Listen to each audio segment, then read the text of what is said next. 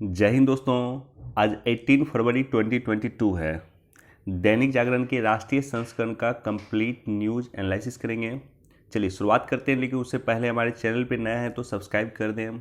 अपने दोस्तों के साथ, कलीग के साथ, जो भी यूपीएससी की तैयारी कर रहे हैं, स्टेट पीसीएस की तैयारी कर रहे हैं या किसी भी कंपटीशन की तैयारी कर रहे हैं, उनके साथ शेयर कर दें। कोई क्वेश्चन पूछना चाहते हैं, कुछ सुझाव देना चाहते हैं, कमेंट सेक्शन में दे सकते हैं और वीडियो को निश्चित तौर पर लाइक कर दें। आज का पेपर काफ़ी इम्पोर्टेंट होने वाला है। कई न्यूज़ आज का इम्पोर्टेंट है, तो वीडियो देखना शुरू किया है तो वीडियो को पॉज कर दीजिए। इस क्वेश्चन का जवाब सबसे पहले हम कमेंट सेक्शन में दे दीजिए और वीडियो के आखिर में इस पर डिस्कस कर दूंगा। निम्नलिखित में कौन सा देश एससीओ का सदस्य नहीं है? सिंपल क्वेश्चन है। ऑप्शन ए है कजाकिस्तान, ऑप्शन बी है किर्गिस्तान, ऑप्शन सी है तुर्कमेनिस्तान या ऑप्शन डी है तजाकिस्तान। तो कौन सा देश एससीओ का मेंबर नहीं है? कजाकिस्तान, किर्गिस्तान, तुर्कमेनिस्तान या तजाकिस्तान।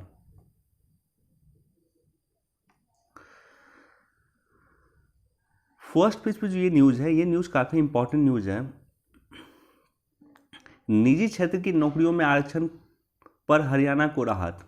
ये मैंने आपके साथ डिस्कस भी किया था और ये मैंने डिस्कस किया था। देखिए इशू पर पहले मैं चलता हूँ कि इशू क्या है। इशू ये है कि हरियाणा सरकार ने एक बिल लेकर आया और उसमें प्रॉमिस किया गया, उस बिल में ये कंटेंट था कि जो भी हरियाणा में जो जॉब है और वैसा जो जॉब जो 30,000 रुपये से कम की सैलरी वाले हैं, 30,000 रुपये से कम की मासिक सैलरी वाली जितनी भी नौकरी है, उस नौकरी में, वो जो प्राइवेट नौकरी की मैं बात कर रहा हूँ, उसमें 75% आरक्षण जो है हरियाणा के युवाओं का होना चाहिए। मैं फिर से रिपीट करता हूँ, हरियाणा सरकार एक बिल लेकर आई। उस बिल में ये प्रोविज़न किया गया कि जो भी प्राइवेट जॉब है और वैसा प्राइवेट जॉब जिसकी मासिक सैलरी 30,000 रुपये से कम है, उसमें 75% आरक्षण स्थानीय युवाओं को दिया जाना चाहिए। अब देश भर में ये चर्चा क्यों हुआ? क्योंकि दिल्ली एनसीआर का दो इम्पॉर्टेंट सिटी भी है, एक तो गुड़गांव है और एक फरीदाबाद है। गुड़गांव और फरीदाबाद दोनों ही दिल्ली एनसीआर का इम्पॉर्टेंट सिटी है, जहाँ पे कई सारे लोग काम करते हैं और विभिन्न कोनों से, देश के विभिन्न कोनों से आए हुए लोग वहाँ पे काम करते हैं। गुड़गांव और फरीदाबाद दोनों ही दिल्ली एनसीआर का पार्ट है और दोनों ही कहीं न कहीं पार्ट है हरियाणा का। तो अगर ये बिल इम्प्लीमेंट हो जाता है, इसका मतलब ये होगा कि हरियाणा के गुड़गांव में या हरियाणा के फरीदाबाद में जितनी भी प्राइवेट जॉब है, उस जॉब का 75% आरक्षण, जो प्राइवेट सेक्टर का जॉब है उसका 75% आरक्षण हरियाणा के युवाओं को दिया जाएगा। तो इसको लेकर के मैटर गया हाई कोर्ट। हाई कोर्ट ने फिलहाल तत्काल रूप से इसके जो डिसीजन था, हरियाणा सरकार के डिसीजन को तत्काल रूप से रोक लगा दिया और उसके बाद मैटर सुप्रीम कोर्ट गया। तो सुप्रीम कोर्ट ने हाई कोर्ट के स्थगन को निरस्त कर दिया। सुप्रीम कोर्ट ने कहा कि आप जो ये स्टे लगाया है हरियाणा सरकार के निर्णय पे, ये गलत है। तो सर्वोच्च न्यायालय ने पंजाब एवं हरियाणा हाई कोर्ट के आदेश को, स्थगन आदेश को निरस्त कर दिया। हाई कोर्ट को 4 सप्ताह के अंदर कानून की संवैधानिकता पे निर्णय देने का आदेश दिया। तो माननीय सर्वोच्च न्यायालय ने हाई कोर्ट के निर्णय को निरस्त कर दिया। हाई कोर्ट ने जो स्टे लगाया था उसको निरस्त कर दिया, यानी अब हरियाणा सरकार पे कोई स्टे नहीं है, हरियाणा सरकार इस बिल को इम्प्लीमेंट कर सकती है। दूसरा, हाईकोर्ट को ये आदेश दिया माननीय सर्वोच्च न्यायालय ने कि 4 सप्ताह के अंदर कानून की संवैधानिकता पे निर्णय लेने का आदेश दिया कि आप जो कानून की जो संवैधानिकता है, संवैधानिक पहलू को आप देखिए। और निजी क्षेत्र की नौकरियों में स्थानीय उम्मीदवारों को 75% आरक्षण का रास्ता साफ हो गया। अब देखिए ये इम्पोर्टेंट क्यों है? इम्पोर्टेंट ये है कि इस तरह से अगर चीज़ें हो रही है और माननीय सर्वोच्च न्यायालय जो है भी इंटरव्यू नहीं कर रहा है, माननीय सर्वोच्च न्यायालय भी कहीं न कहीं इसका समर्थन कर रहा है, तो वैसे कंडीशन में कई सारे राज्य में ये चीज़ें फैलेगी। राज्य में क्या होगा कि राज्य सरकार क्या करेगी, अपने यहाँ जो जॉब होगा उसमें स्थानीय लोगों को या स्थानीय युवाओं को, अपने राज्य के युवाओं को आरक्षण देना शुरू कर देगी।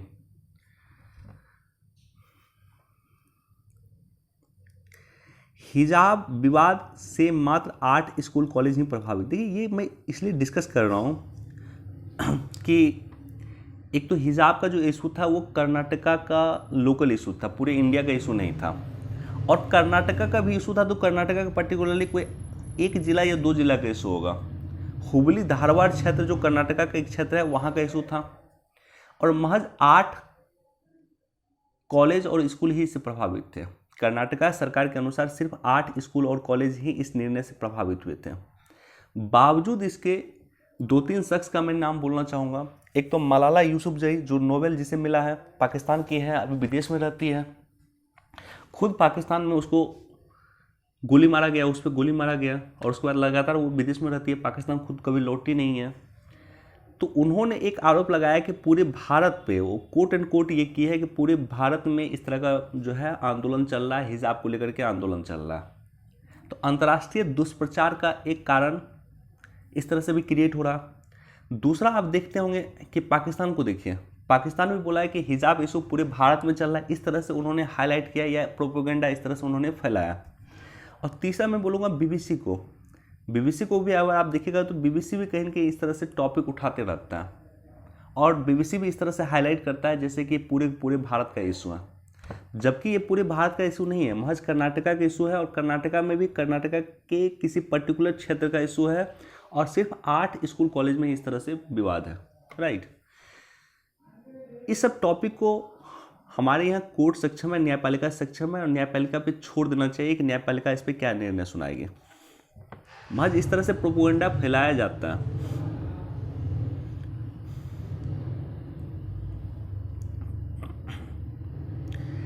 महामारियों से निपटने को अधिक धन उपलब्ध कराने की जरूरत। G20 की मीटिंग में हमारे देश के वित्त मंत्री ने पार्टिसिपेट किया और कहा कि जो है अधिक से अधिक धन जुटाने की आवश्यकता है। अभी देखिए G20 की अगर मैं बात करूं तो G20 जो है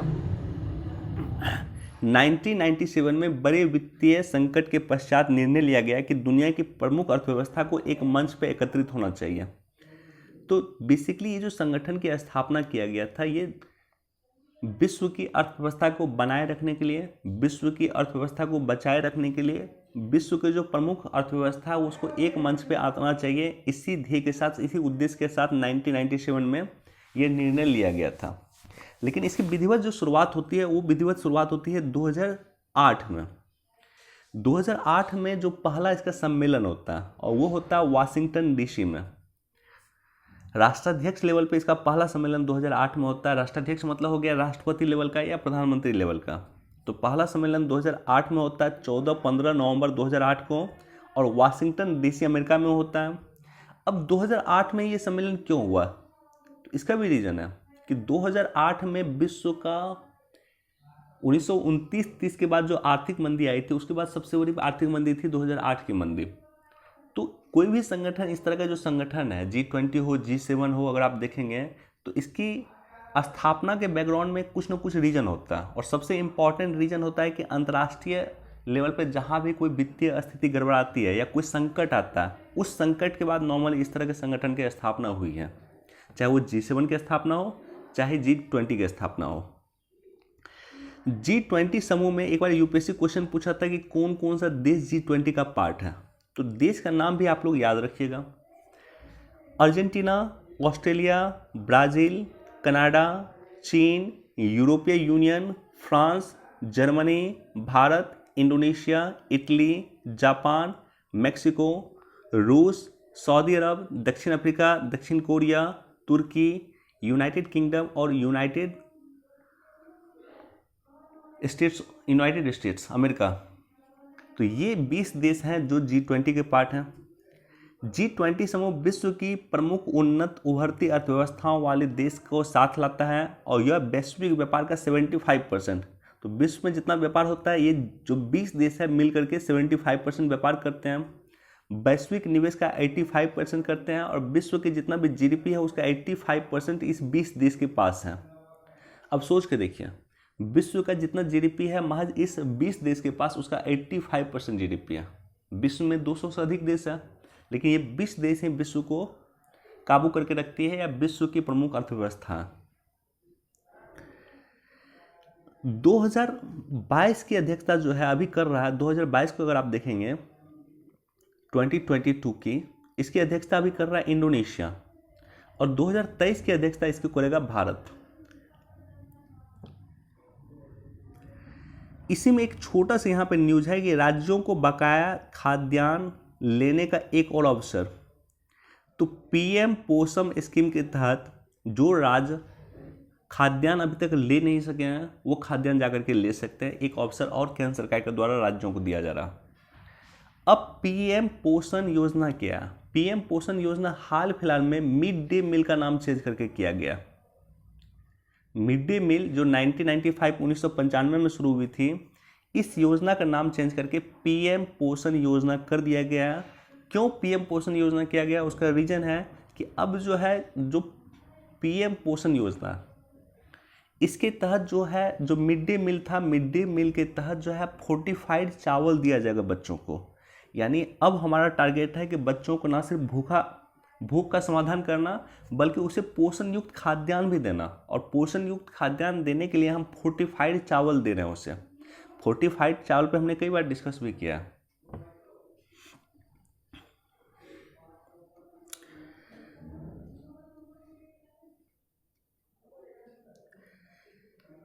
इस न्यूज़ पे भी मैं देख रहा हूँ लगातार चर्चा में है। भारत ने सांसदों पे सिंगापुर के पीएम ने टिप्पणी पे जताई आपत्ति।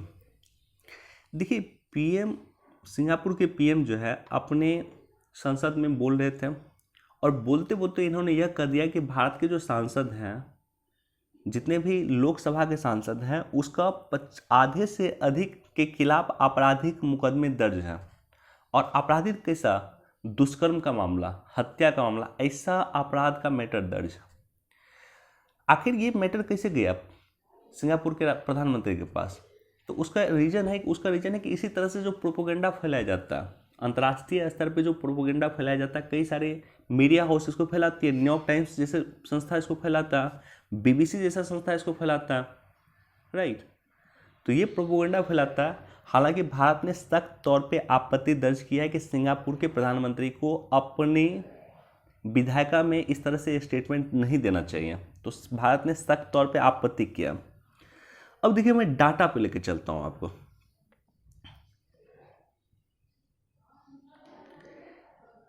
एडीआर की रिपोर्ट है, एसोसिएशन ऑफ डेमोक्रेटिक रिफॉर्म्स की रिपोर्ट है। लोकसभा में कितने सांसद होते हैं? 543, 543। तो एडीआर की रिपोर्ट है कि जो आपराधिक सांसदों की संख्या 2019 में जो चुन के आया वो 233 है। तो 233 मतलब आधे से कम हुए, लेकिन आधे से कम है लेकिन है। लेकिन ये जो 233 में है, 233 में वैसे भी सांसद हैं जिस पे नॉर्मल मुकदमा, जैसे अरविंद केजरीवाल जी, अगर आप उनको देखेंगे तो उस पर कई सारा मुकदमा किसी ने दर्ज कर दिया। मनीष सिसोदिया पे कई सारा मुकदमा उन्होंने दर्ज कर दिया। मान लीजिए कहीं इलेक्शन में गए, कैंपेन में कुछ छोटा मोटा घटनाएं हो गई, या मान लीजिए 10 बजे रात के बाद जो है कहीं भाषण चालू कर दिए, या भाषण माइक रात के 10 बजे बंद नहीं हुआ, तो ऐसे कंडीशन में भी मुकदमा दर्ज हुआ। तो ये सब मैटर को हीनियस क्राइम नहीं कहा जाता। अपराध जो सिंगापुर के प्रधानमंत्री ने कहा है कि हत्या और अपराध के मैटर हैं, बलात्कार जैसे मैटर हैं, वो 233 में नहीं आता। देखिए फिर से मैं एक दूसरा रिपोर्ट की मैं बात करता हूँ, एडीआर की रिपोर्ट है। उस रिपोर्ट में कहा गया कि 2019 में 543 टोटल जो सांसद होते हैं, उसमें 159 ऐसे सांसद हैं सांसद बिल्कुल ऐसे हैं जिस पे हत्या का मैटर है, जिस पे बलात्कार का मैटर है। लेकिन 543 में जो टोटल संख्या लोकसभा की है, उसमें से 159 ही ऐसे हैं जिस पे हीनियस क्राइम दर्ज है। हीनियस क्राइम दर्ज होने का मतलब है कि उस पर बलात्कार का मैटर है, उस पर कहीं के अपहरण का मैटर है, हत्या का मैटर है। ये सारा का सारा मैटर 159 सांसद पे है। तो भारत ने आपत्ति दर्ज की है। तो इसका मतलब यह है कि 1/4 लगभग, अगर आप इसको गौर करेंगे तो लगभग सांसद में 1/4 ऐसे सांसद हैं जिस पे हत्या, बलात्कार का मैटर दर्ज है या हीनियस क्राइम का मैटर दर्ज है। राजनीतिक अपराधीकरण को लेकर के देश में लगातार चर्चा होती है। राजनीतिक अपराधीकरण को रोकने के लिए माननीय सर्वोच्च न्यायालय कई बार कह चुका है। माननीय सर्वोच्च न्यायालय का यह कहना है कि हम विधायिका के कार्य में हस्तक्षेप नहीं करना चाहते हैं, लेकिन ये काम विधायिका इसको लेकर कानून बनाए, संसद इसको कानून लेकर कानून बनाए और कानून बना करके इसका समाधान करें। हम कानून बनाना नहीं चाहते हैं, हम किसी तरह से हस्तक्षेप नहीं करना चाहते हैं। तो ये कहना माननीय सर्वोच्च न्यायालय का कि वो इंटरवीन नहीं करना चाहता है, हस्तक्षेप नहीं करना चाहता। लेकिन जो भी हो, देखिए हम अपने यहाँ अपने जो इशू है उसको लेकर के डिस्कस कर सकते हैं, लेकिन हम किसी अन्य देश के जो इंटरनल इशू है उसको लेकर के डिस्कस नहीं करते हैं। सिंगापुर को भी भारत के इंटरनल इशू में कोई डिस्कस करने की आवश्यकता नहीं थी, वो किया। निश्चित तौर पे भारत ने एक आपत्ति दर्ज की है इसको लेकर के। हो सकता है भारत सिंगापुर संबंध इससे प्रभावित हो।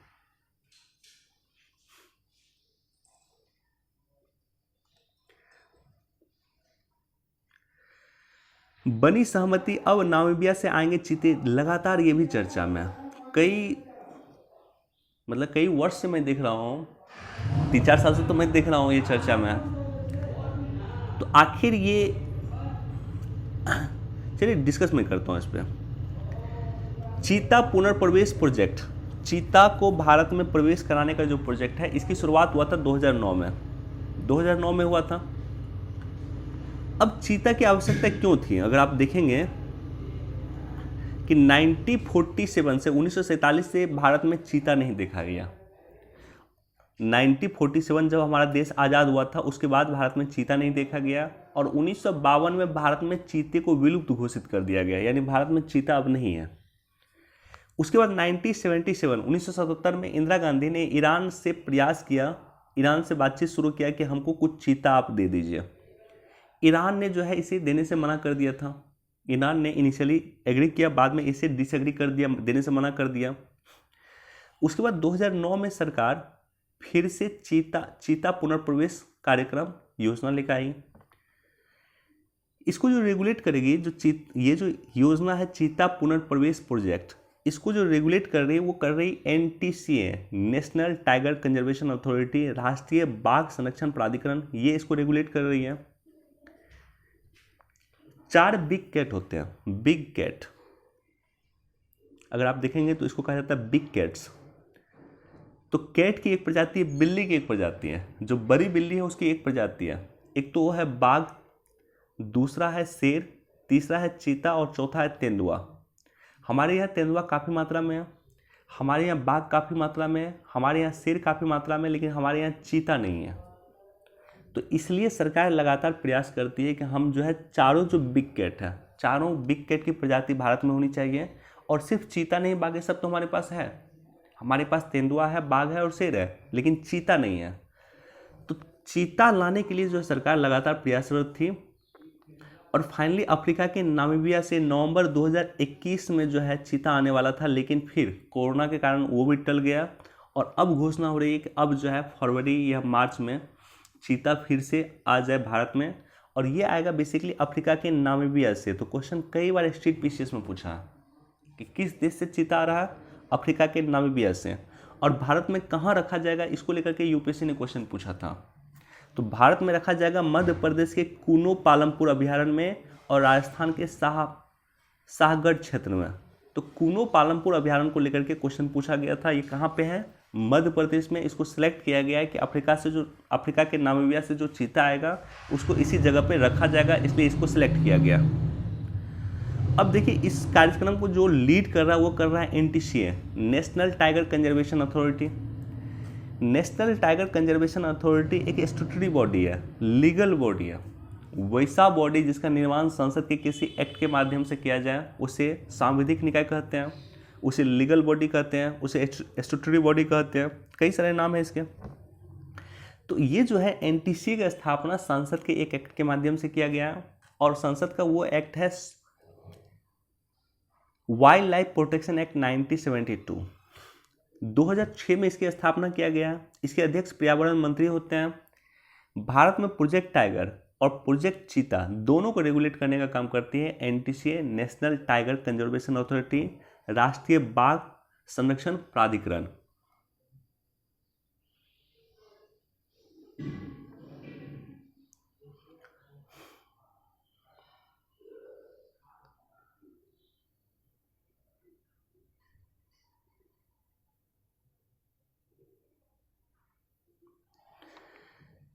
बिजनेस पेज पे ये जो न्यूज़ है ये लगातार अगर आप देखेंगे 4-5 वर्ष का क्वेश्चन देखिएगा यूपीएससी का प्रीवियस ईयर का 4-5 वर्ष के क्वेश्चन में लगातार ये टॉपिक चर्चा रहता है।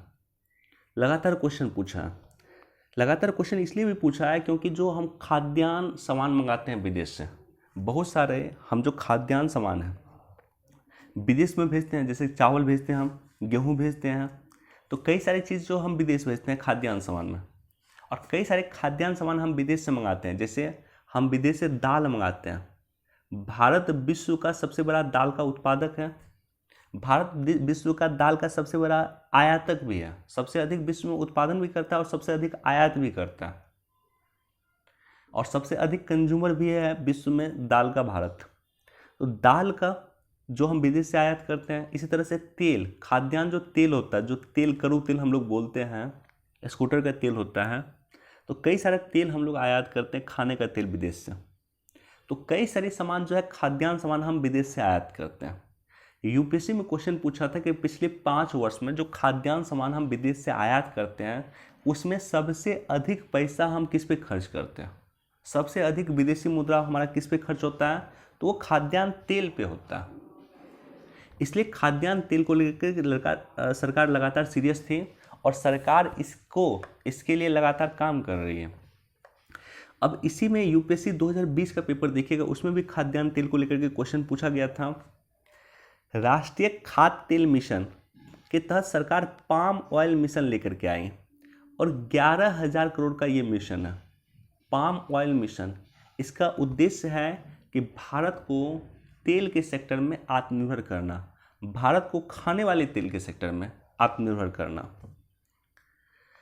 भारत में सालाना 93 लाख पाम टन जो है पाम तेल का उत्पादन होता है।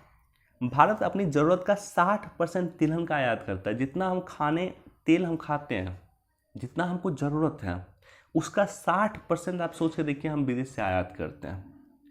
और चालू सीजन में 1.10 करोड़ टन से अधिक तिलहन की उत्पादन का अनुमान है। तो लगातार सरकार प्रयास करती है पाम ऑयल मिशन के माध्यम से या अन्य उपाय के माध्यम से या एमएसपी बढ़ाने को लेकर के सरकार लगातार प्रयास कर रही है कि तेल के सेक्टर में हम आत्मनिर्भर हो जाएं। क्योंकि तेल हम विदेश से मंगाते हैं तो उससे क्या होता है कि हमें जो है पैसा विदेश को देना पड़ता है, और पर्टिकुलरली इंडोनेशिया और मलेशिया से सबसे अधिक हम तेल मंगाते हैं, खाद्यान्न तेल मंगाते हैं। तो इसको लेकर के ये एडिटोरियल, ये न्यूज़ दिया हुआ है और इसको लेकर के लगातार सरकार प्रयासरत है, और आप भी इसको लेकर के सेपरेट रूप से इस पर गौर कीजिएगा। इस न्यूज़ पे आप लोग गौर कीजिएगा। अगर यूपीएससी के एग्ज़ाम दे रहे हैं, इनफैक्ट स्टेट पीसीएस का एग्ज़ाम भी दे रहे हैं, तो भी इस पर आप लोग गौर कीजिएगा। खाद्यान्न तेल पे भारत किस तरह से आत्मनिर्भर हो सकता है, ये टॉपिक एग्जाम पर्सपेक्टिव से काफ़ी इंपॉर्टेंट है।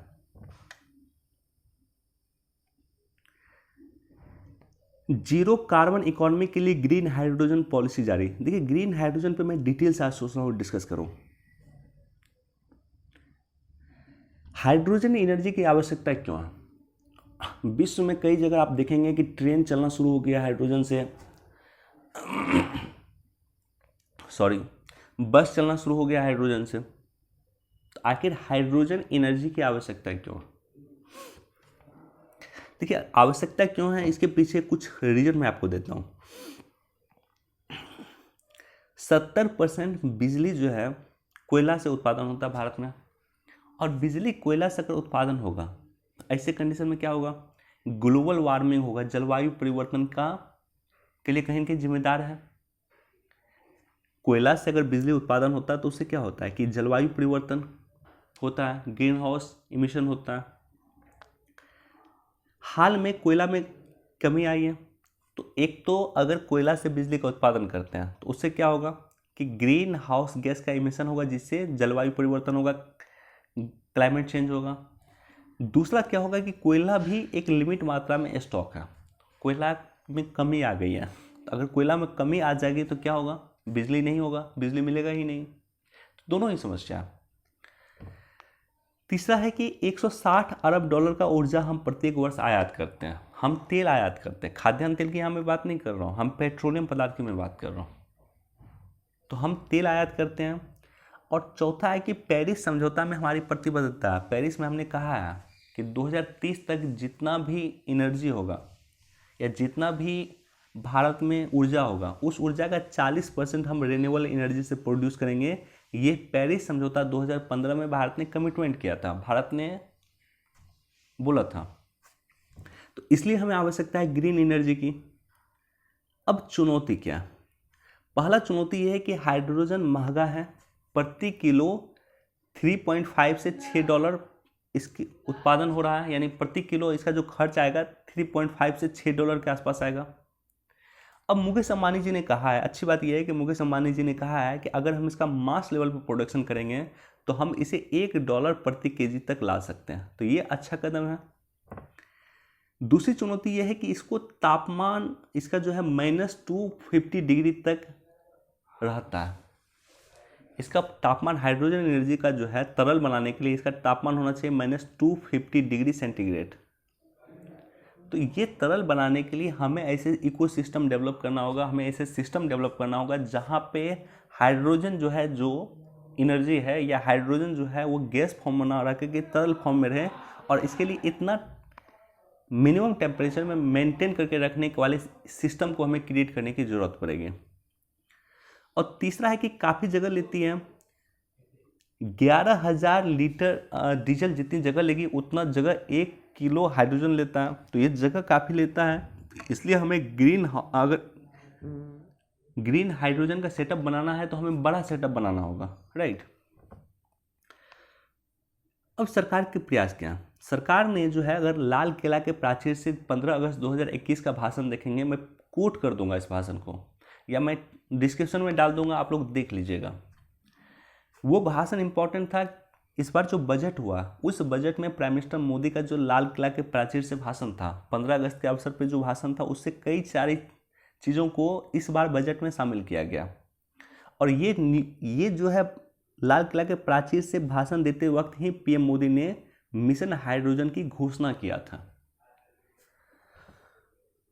सरकार ने ग्रीन हाइड्रोजन और ग्रीन अमोनिया नीति की घोषणा किया है और इसके तहत 2030 तक 50 लाख टन ग्रीन हाइड्रोजन उत्पादन का सरकार ने लक्ष्य रखा है, राइट।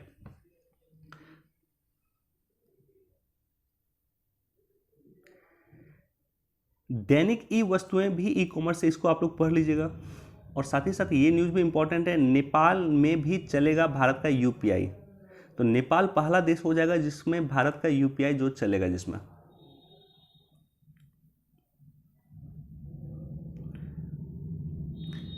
इसको थोड़ा सा देख सकते हैं आप लोग, इसको पढ़ लीजिएगा बेसिकली। बाकी ये न्यूज़ पे मुझे डिटेल से डिस्कस करना 5G संचार तकनीक पे, ओके। देखिए बीएसएनएल का क्या कहना है? बीएसएनएल का कहना है कि 5G टेक्नोलॉजी इसी वर्ष 2022 में चालू हो जाएगी। 5G शब्द का प्रयोग जो है लॉन्ग टर्म इवोल्यूशन की अगली पीढ़ी के वर्णन के लिए किया जाता है, जैसे first generation, second generation, third generation, fourth generation और 5 जनरेशन। तो 5G मतलब हो गया 5th जनरेशन। 2018 में राष्ट्रीय संचार नीति 2018 आई थी और राष्ट्रीय संचार नीति 2018 में कहा गया था कि भारत को डिजिटल रूप से सशक्त और व्यवस्था और समाज में बदलना है। तो हमें डिजिटल इकोनॉमी के रूप में बदलना होगा, हमें डिजिटल समाज के रूप में बदलना होगा।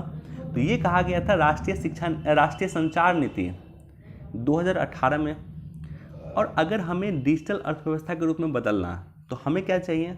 हमें चाहिए सर्वव्यापी, लचीला और किफ़ायती डिजिटल संचार अवसंरचना। हमें डिजिटल इन्वायरमेंट चाहिए, हमें डिजिटल इंफ्रास्ट्रक्चर चाहिए। अब देखिए 5G की आवश्यकता क्यों है? क्योंकि चौथी औद्योगिक क्रांति अगर आप देखेंगे, पहली औद्योगिक क्रांति, भारत पहली औद्योगिक क्रांति से दूर रहा। दूसरी औद्योगिक क्रांति में भारत पार्टिसिपेट नहीं किया, तीसरी से भी हम दूर रहे, लेकिन चौथी औद्योगिक क्रांति को हम विश्व में लीड करना चाहते हैं। तो इसलिए हमें आवश्यकता है कि इंटरनेट की, चौथी औद्योगिक क्रांति पूरी तरह से इंटरनेट पे आधारित होगी, पूरी तरह से टेक्नोलॉजी पे आधारित होगी। इसलिए हमें फास्ट इंटरनेट की ज़रूरत है। और यही कारण है कि बजट 2022-23 का, इस बार का जो बजट है उसमें कई सारी चीज़ें आपको मिल जाएगा जो आपको लगेगा कि डिजिटल अर्थव्यवस्था की ओर भारत बढ़ रहा है। डिजिटल इकोनॉमी जो है सरकार लॉन्च कर रही है, जैसे कि डिजिटल कॉइन सरकार लेकर आ रही है, डिजिटल रुपये सरकार लेकर आ रही है, डिजिटल यूनिवर्सिटी सरकार लेकर आ रही है, डिजिटल बैंकिंग व्यवस्था सरकार लेकर आ रही है। तो कई सारी चीज़ें बजट में आपको दिख जाएगा जो सरकार डिजिटल बनाना चाहती है, जो सरकार भारत को डिजिटल इकोनॉमी की ओर मूव कर रही है। तो 5G की आवश्यकता क्यों है? तो एक तो रीज़न ये है कि जो चौथी औद्योगिक क्रांति का कुछ पार्ट है, उस चौथी औद्योगिक क्रांति में हमें लीड करना है, और चौथी औद्योगिक क्रांति का कुछ इंपॉर्टेंट पार्ट मैं आपके साथ डिस्कस कर रहा हूँ, और जितना भी पार्ट मैं डिस्कस करूँगा हर एक पार्ट से यूपीएससी पीटी में क्वेश्चन पूछा है। बिटकॉइन चौथी औद्योगिक क्रांति का एक पार्ट है, ब्लॉकचेन टेक्नोलॉजी चौथी औद्योगिक क्रांति का एक पार्ट है, मशीन लर्निंग चौथी औद्योगिक क्रांति का एक पार्ट है, रोबोटिक्स चौथी औद्योगिक क्रांति का एक पार्ट है, 3D प्रिंटिंग चौथी औद्योगिक क्रांति का एक पार्ट है, ऑगमेंटेड रियलिटी ये भी चौथी औद्योगिक क्रांति का एक पार्ट है, artificial intelligence, internet of things. ये जो 8 टॉपिक मैं डिस्कस किया हूँ, हर एक टॉपिक से यूपीएससी पीटी में क्वेश्चन पूछा हुआ, और ये जो 8 के 8 चीज़ है इसमें हमें लीड करना, और हमें लीड करना तो आवश्यकता इस बात की है कि हमें इंटरनेट की अच्छी स्पीड चाहिए, आवश्यकता इस बात की है कि हमें 5G टेक्नोलॉजी चाहिए। 5G की विशेषता क्या है? 20 Gbps स्पीड, मैक्सिमम स्पीड इसकी जो है 20 GB प्रति सेकेंड है। नॉर्मली जो स्पीड हम लोग यूज करते हैं अभी वर्तमान में, मैं जो स्पीड यूज करता हूँ लगभग 3 से 4 Mbps स्पीड मिलता है, और इसकी जो स्पीड होगी वो स्पीड होगी 20 Gbps, तो 20 GB प्रति सेकेंड की स्पीड होगी, राइट। मोबाइल ब्रॉडबैंड नेटवर्क में नवीनतम दीर्घकालीन अपडेट है, राइट। तो इस तरह से नई नई चीज़ें जो है यहाँ पे 5G टेक्नोलॉजी में मिलेगी, या 5G टेक्नोलॉजी में एक फास्ट इंटरनेट मिलेगा बेसिकली।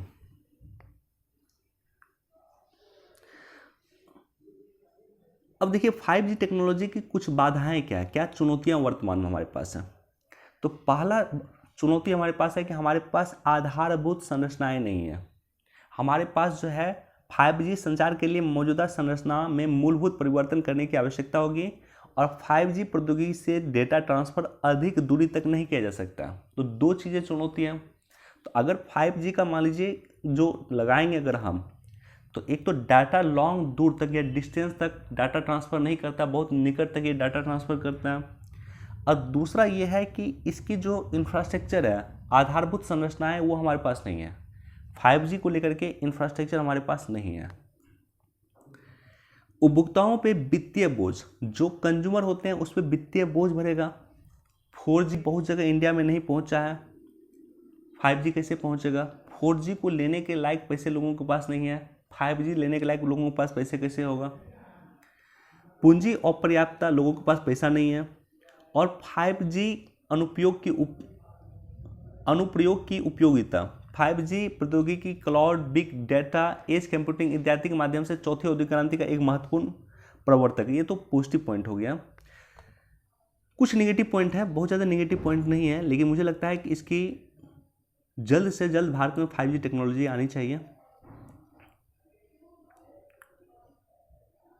बाकी इसको पढ़ लीजिएगा, इस एडिटोरियल को आप लोग पढ़ लीजिएगा।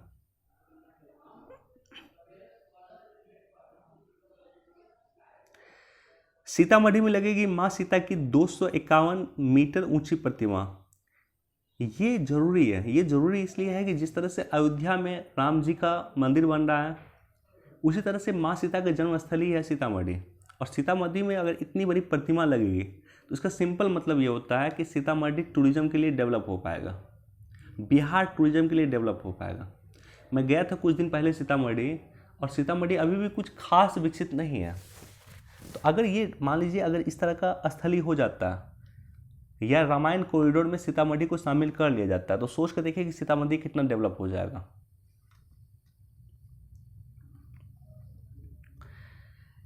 उम्मीद है रूस ने हमला किया तो भारत देगा साथ, अमेरिका का कहना है।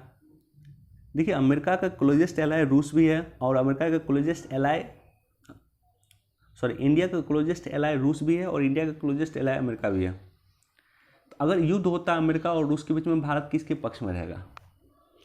इसको लेकर के मैंने एक सेपरेट वीडियो बनाया था। आई थिंक ये टॉपिक नहीं था एग्जैक्टली, लेकिन टॉपिक था कि क्या क्वाड को नाटो का दर्जा दिया जाना चाहिए? यहाँ पे नेक्स्ट प्राइड जो डिस्कस कर रहे हैं बेसिकली क्वाड को लेकर के डिस्कस कर रहे हैं। तो एक सेपरेट वीडियो मैंने बनाया था, मैं चाहता हूँ आप लोग देख लीजिएगा। क्या क्वाड को नाटो का दर्जा दिया जाना चाहिए?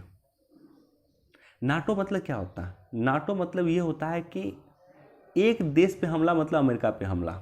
नाटो का कोई सदस्य देश होगा, छोटा सा देश मान लीजिए, सर्बिया मान लीजिए नाटो का पार्ट है, तो सर्बिया पे हमला मतलब अमेरिका पे हमला, सर्बिया पे हमला मतलब फ्रांस पे हमला, सर्बिया पे हमला मतलब जर्मनी पे हमला, सर्बिया पे हमला मतलब पूरे नाटो पे हमला।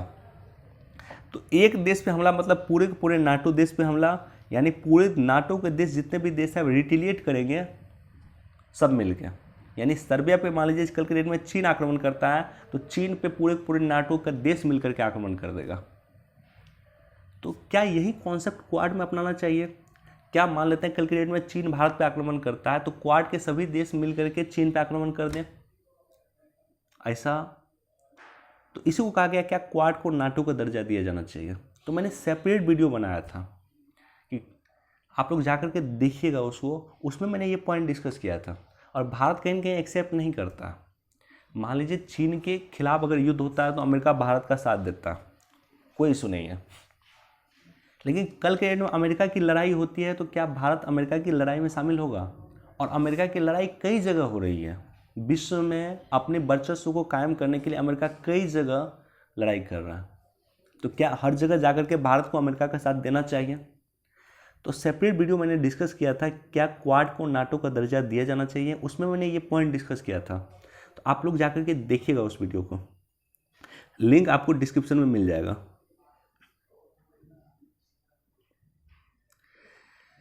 पहले दौरे पे पाकिस्तान पहुंचे बिल गेट्स को मिला हिलाल ए पाकिस्तान सम्मान। चलिए इतना ही न्यूज़ इंपॉर्टेंट था। इस न्यूज़ को अगर आप लोग पढ़िएगा तो थोड़ा सा पढ़ सकते हैं। क्वेश्चन पे मैं लौटता हूं।